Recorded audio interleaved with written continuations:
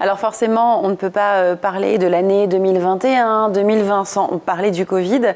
Quel a été l'impact pour ton groupe de cette crise sanitaire ? Écoute, le Covid, d'abord un tout petit mot, c'est une crise de la consommation et non pas une crise structurelle économique. Et c'est finalement une bonne nouvelle, c'est-à-dire que c'est un empêchement de consommer et non pas une crise systémique qui a eu pour conséquence d'empêcher par le pouvoir d'achat. Donc on peut espérer un rebond assez fort, contrairement à 2008 ou à ces crises très profondes, des subprimes, ainsi de suite. Pour le groupe, comme je le disais tout à l'heure, on ne doit pas se plaindre. On est dans une activité dans l'assurance qui est récurrente, avec ce qu'on appelle un matelas de clients, de portefeuille.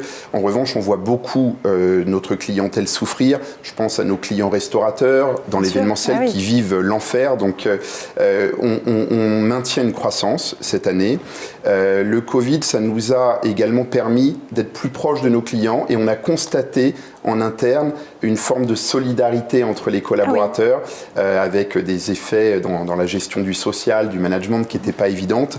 Donc, je ne vais pas faire celui qui tire une bonne nouvelle du Covid, ce serait un peu de la provocation. Le fait c'est que s'il y a bien des domaines qui ont été privilégiés, c'est bien le secteur de l'assurance. Oui, vraiment. Maintenant, d'avoir une croissance plus faible qu'elle était prévue, on s'en remettra et on a beaucoup de choses en embarqué, de très beaux projets pour 2021.